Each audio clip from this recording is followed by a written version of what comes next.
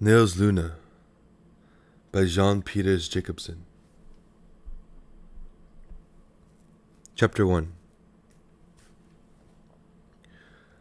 She had the black, luminous eyes of the Blid family, with delicate, straight eyebrows. She had their boldly shaped nose, their strong chin, and full lips. The curious line of mingled pain and sensuousness about the corners of her mouth was likewise an inheritance from them, and so were the restless movements of her head. But her cheek was pale, her hair was soft as silk, and was wound smoothly around her head. Not so the Blides. Their coloring was of roses and bronze. Their hair was rough and curly, heavy as a mane, and their full, deep, resonant voices bore out of the tales told of their forefathers, whose noisy hunting parties, solemn morning prayers, and 1,001 amorous adventures were matters of family tradition. Her voice was languid and colorless. I am describing her as she was at 17. A few years later, after she had been married, her voice gained fullness, her cheek took on a fresher tint, and her eye lost some of its luster, but seemed even larger and more intensely black. At 17, she did not at all resemble her brothers and sisters, nor was there any great intimacy between her and her parents. The Blid family were practical folk who accepted things as they were. They did their work, slept their sleep, and never thought of demanding any diversions beyond the harvest home and 3 or 4 Christmas parties. They never passed through any religious experiences, but they would no more have dreamed of not rendering unto God what was God's than they would have neglected to pay their taxes. Therefore they said their evening prayers, went to church at Easter and Whitsun, sang their hymns on Christmas Eve, and partook of the Lord's Supper twice a year. They had no particular thirst for knowledge. As for their love of beauty, they were by no means insensible to the charm of little sentimental ditties. And when summer came with thick, luscious grass in the meadows and grain sprouting in broad fields, they would sometimes say to one another that this was a fine time for traveling about the country. But their natures had nothing of the poetic. Beauty never stirred any raptures in them, and they were never visited by vague longings or daydreams.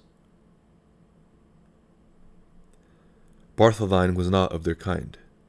She had no interest in the affairs of the fields and the stables, no tastes for the dairy and the kitchen, none whatsoever. She loved poetry. She lived on poems, dreamed poems, and put her faith in them above everything else in the world. Parents, sisters and brothers, neighbors and friends, none of them ever said a word that was worth listening to. Their thoughts never rose above their land and their business. Their eyes never thought anything beyond the conditions and affairs that were right before them. But the poems, they teemed with new ideas and profound truths about life in the great outside world, where grief was black and joy was red. They glowed with images, foamed and sparkled with rhythm and rhyme. They were all about young girls, and the girls were noble and beautiful. How noble and beautiful they never knew themselves. Their hearts and their love meant more than the wealth of all the earth. Men bore them up in their hands, lifted them higher in the sunshine of joy, honored and worshipped them, and were delighted to share with them their thoughts and plans, their triumphs and renown. They would even say that these same fortunate girls had inspired all the plans and achieved all the triumphs. Why might not she herself be such a girl? They were thus and so, and they never really knew it themselves. How was she to know what she really was? And the poets all said very plainly that this was life, and that it was not life to sit and sew, work about the house, and make stupid calls. When all this was sifted down, it meant little beyond the slightly morbid desire to realize herself, a longing to find herself, which she had in common with many other young girls with talents a little above the ordinary. It was only a pity that there was not in her circle a single individual of sufficient distinction to give her the measure of her own powers.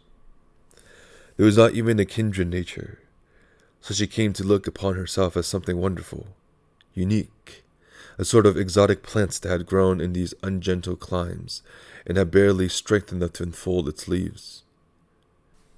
Though in more genial warmth, under a more powerful sun, it might have shot up, straight and tall, with a gloriously rich and brilliant bloom. Such was the image of her real self that she carried in her mind.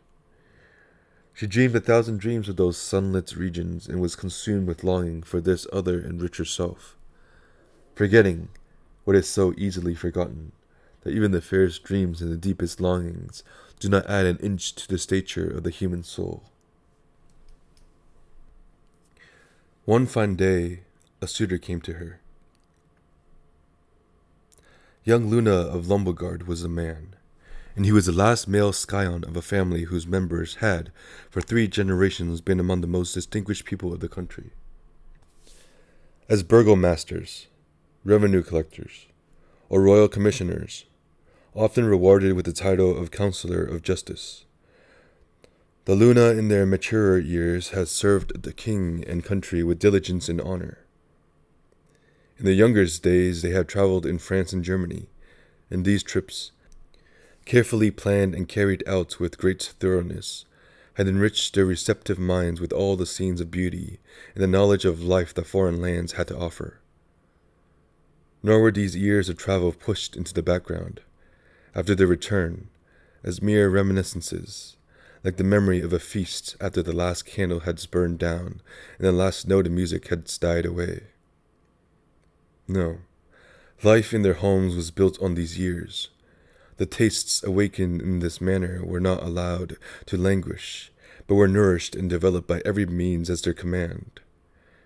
Rare copper plates, costly bronzes, German poetry, French juridical works, and French philosophy were everyday matters and common topics in the Luna households. Their bearing had an old-fashioned ease, a courtly graciousness, which contrasted oddly with the heavy majesty and awkward pomposity of the other country families.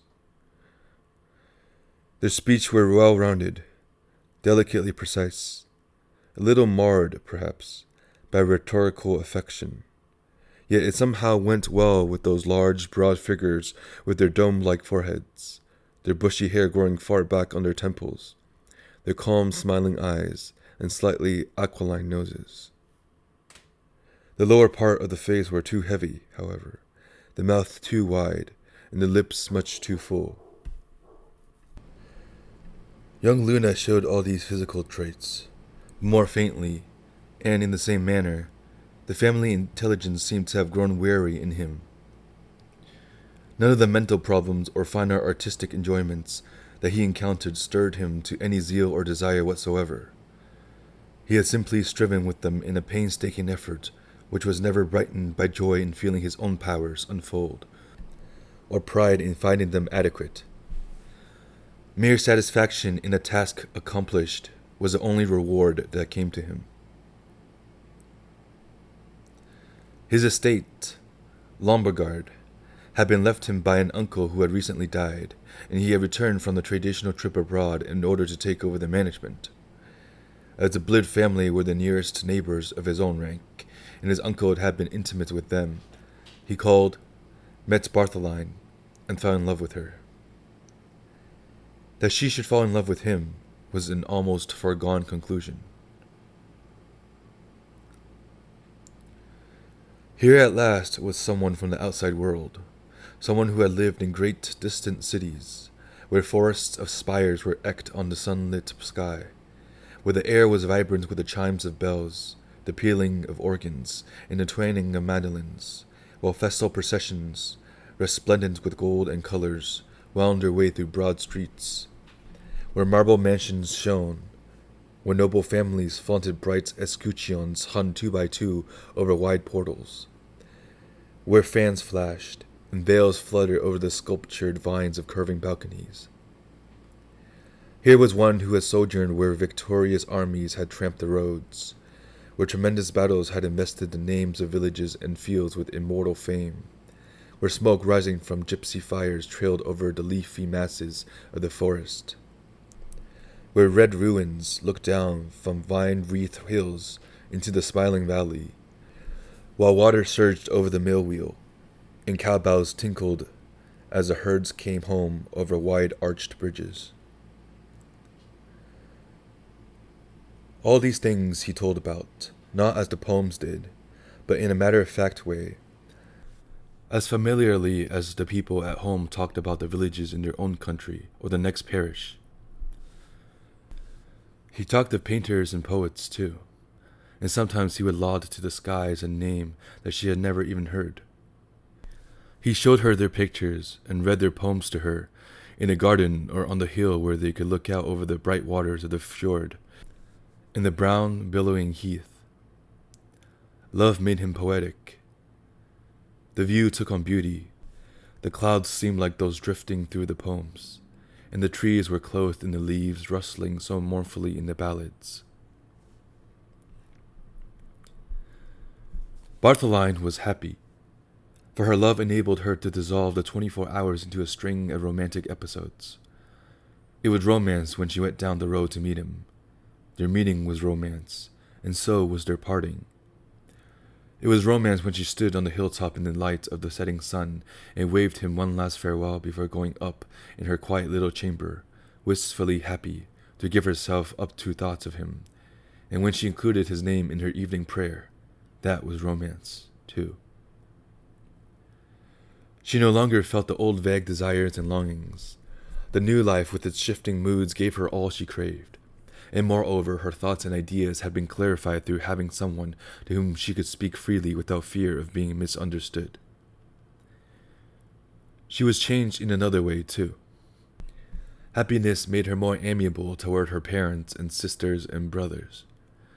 She discovered that, after all, they had more intelligence than she had supposed and more feeling. And so they were married. The first year passed very much as their courtship, but when their wedded life had lost its newness, Lhyne could no longer conceal from himself that he wearied of always seeking new expressions for his love. He was tired of donning the plumage of romance, and eternally spreading his wings to fly through all the heavens of sentiment and all the abysses of thought. He longed to settle peacefully on his own quiet perch and drowse, with his tired head under the soft, feathery shelter of a wing. He had never conceived of love as an ever-wakeful, restless flame, casting its strong, flickering lights into every nook and corner of existence, making everything seem fantastically large and strange. Love to him was more like the quiet glow of embers on their bed of ashes, spreading a gentle warmth, while the faint dusk wraps all distant things in forgetfulness, it makes the near seem nearer and more intimate. He was tired, worn out. He could not stand all this romance. He longed for the firm support of the commonplace under his foot, as a fish, suffocating in the hot air, languishes for the clear, fresh coolness of the waves. It must end sometime, when it had run its course. Bartholine was no longer inexperienced either in life or books. She knew them as well as he. He had given her all that he had, and now he was expected to go on giving. It was impossible. He had nothing more. There was only one comfort. Bartholine was with child. Bartholine had long realized with sorrow that her conception of Lhyne was changing little by little, and that he no longer stood on the dizzy pinnacle to which she had raised him in the days of their courtship. While she did not yet doubt that he was at bottom what she called a poetic nature, she had begun to feel a little uneasy, for the cloven hoof of prose had shown itself once and again. This only made her pursue romance the more ardently, and she tried to bring back the old state of things by lavishing on him a still greater wealth of sentiment and a still greater rapture. But she met so little response that she almost felt as if she were stilted and unnatural. For a while she tried to drag Luna with her, in spite of his resistance. She refused to accept what she suspected. But when, at last, the failure of her efforts made her begin to doubt whether her own mind and heart really possessed the treasure she had imagined, then she suddenly left him alone, became cool, silent, and reserved, and often went off by herself to grieve over her lost illusions. For she saw it all now, and was bitterly disappointed to find that Luna, in his inmost self, was no whit different from the people she used to live among. She had merely been deceived by the ordinary fact that his love, for a brief moment, had invested him with a fleeting glamour of soulfulness and exaltation, a very common occurrence with persons of a lower nature. Luna was grieved and anxious too, over the change in their relationship, and he tried to mend matters by unlucky attempts at the old romantic flights, but it all availed nothing except to show Lhyne yet more clearly how great had been her mistake. Such was the state of things between man and wife when Lhyne brought forth her first child. It was a boy, and they called him Niels.